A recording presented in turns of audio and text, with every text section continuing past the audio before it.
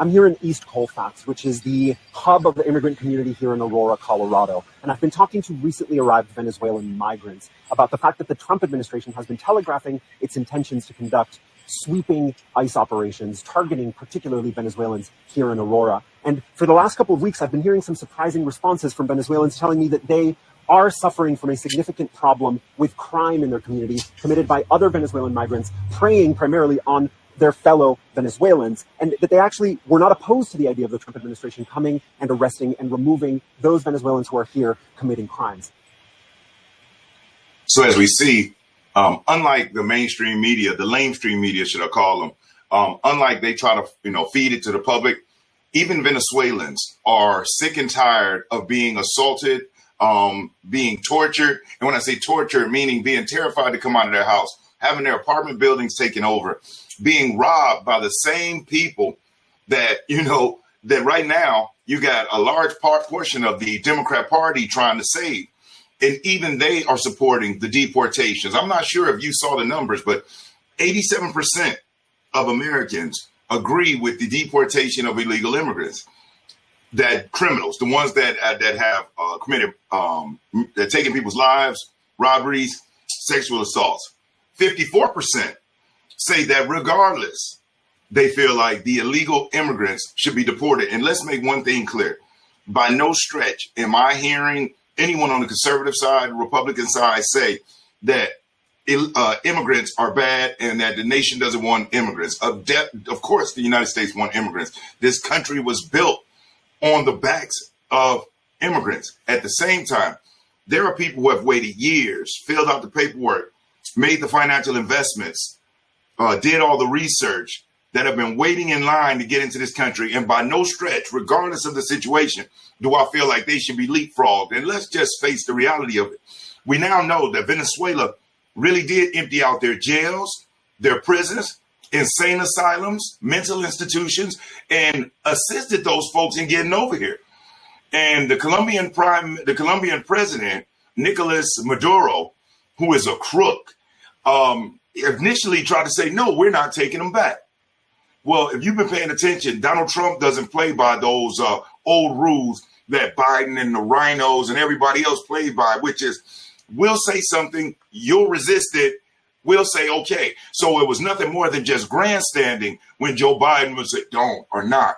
Donald Trump means business. So let's check out exactly what's going on with the deportation of these illegal immigrants and the huge news out of New York, where they found and captured his name is Anderson Zambrano Pacheco, the leader of the Tren De Aragua Gang, one of the most vicious gangs out of Venezuela, the same gangs that were taking over apartment buildings in Aurora, Colorado, and other surrounding areas. So let's check out what's going on with that. We're going to increase the number of teams because we want to get those deportation numbers up. We want to get the rest up. We got last count, there's like 700,000 illegal aliens in this country with a criminal conviction. And that's our number one target, along with the national security threats. Yeah, yesterday, heavily armed federal immigration agents picked up roughly 30 accused illegal migrant criminals. That is including accused killers and traffickers in the first wave of deportation raids of President Trump's crackdown. The newly minted Homeland Security Secretary, Kristi Noem, who you mentioned, went along for the ride with SWAT agents on Tuesday, which began in the Bronx and also included a suspected leader with the Argentinian gang TDA. 25-year-old Anderson Zambrano Pacheco was a top target of these raids. He was wanted on burglary charges and a home invasion in Colorado, in addition to multiple crimes, including kidnapping, extortion, and menacing in Colorado and here in New York. And while these raids are making news, of course, New York Governor Kathy Hochul said the arrests this week aren't really new because ICE raids have been happening in the state of New York for some time. We're just seeing a lot more attention to it, obviously, for the uptick in those arrests this week. Nicole? All right. Now, that's really interesting to hear Kathy Hochul say that, for many reasons, because we know that New York has been a sanctuary city and has been resisting working with ICE for deporting any of those criminals. Matter of fact, Mayor Eric Adams started getting extremely vocal on a national stage about his lack of support from the federal government. They weren't getting the financial support that they needed to be able to take care of those illegal immigrants. And so guess whose backs it came off of? The citizens of New York. And that's unfair. And Kathy Hochul, who was a huge Joe Biden and Kamala Harris supporter, now wants to try to act as if she was on the side of deportation. No, she's not. It's just that public opinion has swayed to the point that if she has any hope, wish, or chance of being reelected, she has got to realign herself more center. But after all of the stuff that Kathy Hochul has said and done, there's no way anybody with half a brain would ever believe that this far left extremist of a governor is anywhere near a centralist at all. And so I'm going to get into this article written by the Washington Post about what's going on with the Venezuelan gangs and Maduro. And if you're enjoying this video and you like the content, do me a solid, hit that like button. I'll never ask for a cash app. I'll never ask you for a super chat. But you hitting that like button, that is currency. It helps spread and share the video to other people. And if you aren't subscribed to the channel, subscribe. On this channel, I share sales strategies and political and current event topics. So hit that, subscribe. And when you do, hit that notification bell and then select all. That way, you'll be notified when I upload new videos. All right. So now, as far as the article and what I'm going to do, let me zoom in here so we can. I'm going to make sure you can see it. And I'm going to read it. And I'm going to be brief too. Appreciate you for hanging out with me while we go through this, because this is good news. And what's really amazing is how everybody that on the left that complained about what Trump is doing showed him a clip of Barack Obama in 2008, where he was talking about deportation and people can't skip the line and, got to do it the right way and not going to have it. No amnesty. Barack Obama, whose name was the deporter in chief. Do you know Barack Obama deported more people than all previous presidents combined? Most people don't know that. But when you show them the stats on Obama, they get silent and run away. That TDS kicks in and they get to twitching and might start foaming at the mouth and they just say, "Orange man bad," and run off. So, but I digress. I don't want to get sidetracked. So we got Trump send Venezuela's back to Maduro's repressive state. An agreement with the government of Nicholás Maduro will allow the deportation of hundreds of thousands back to the authoritarian socialist regime many have fled.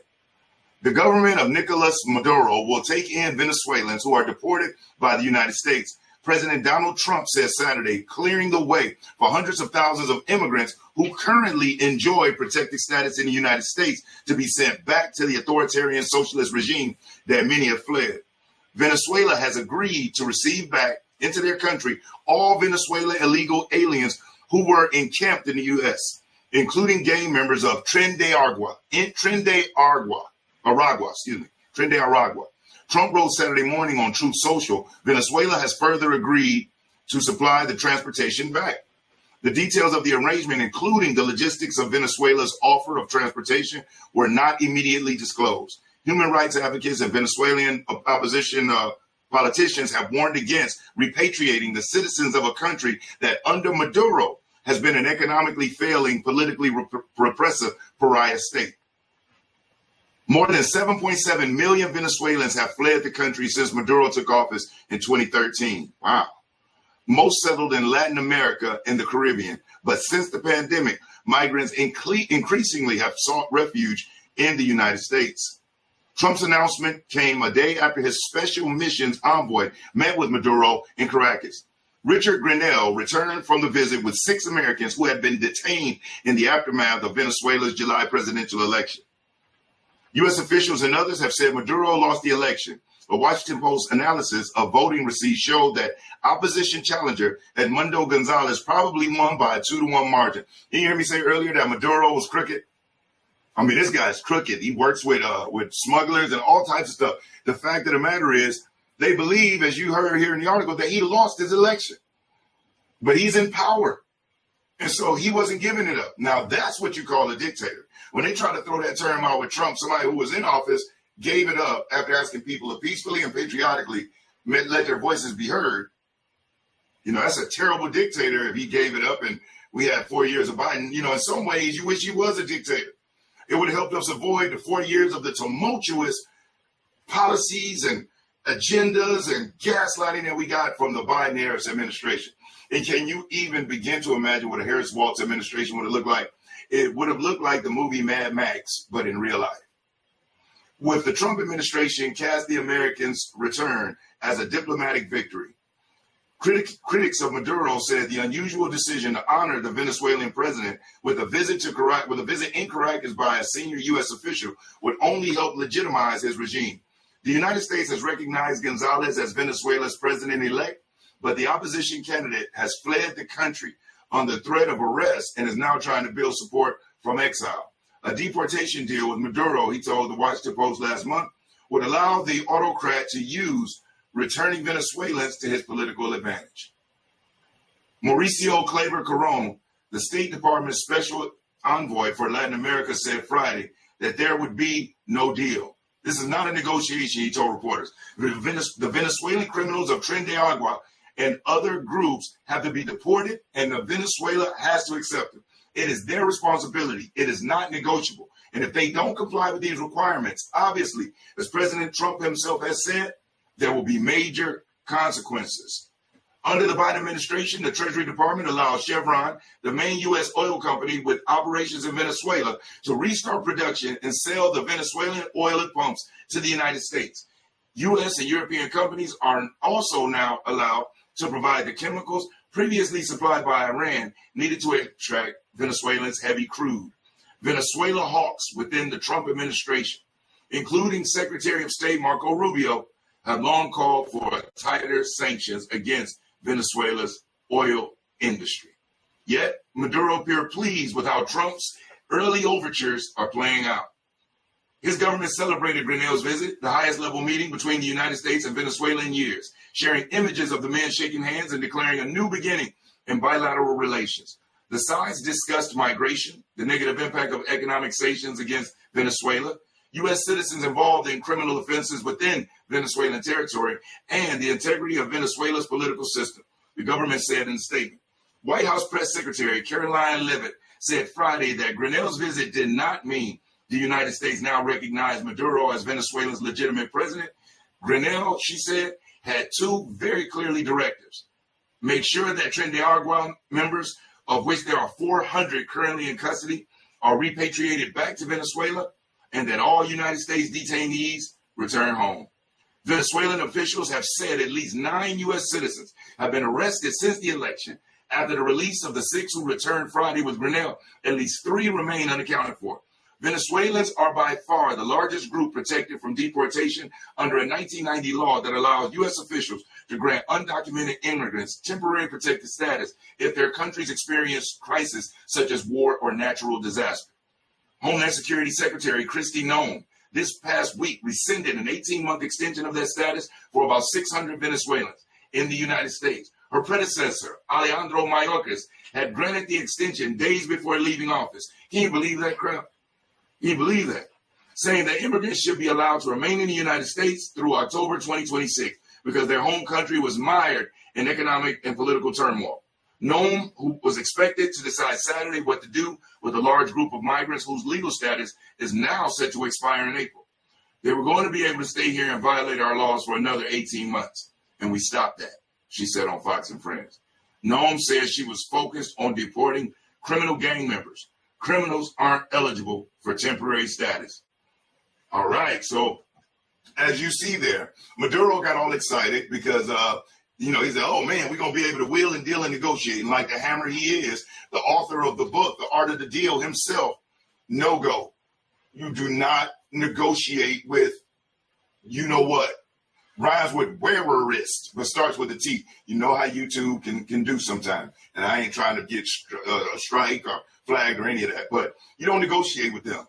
You lay the rules down. And guess what? Maduro is welcoming them back with open arms. The question is, what do you think happens to those who fled the country and have pissed off the government and thought that they had got away scot-free? And now they're getting ready to walk back into the terror dome. But hey, listen, I went a little longer than what I even expected. I appreciate you for hanging in there with me and watching this video. And, as always, if you like it, hit that like button. If you like it, like it. And if you're not subscribed, subscribe. Other than that, I'm Brian Maxwell, and I look forward to seeing you at the top. Over and out. Peace.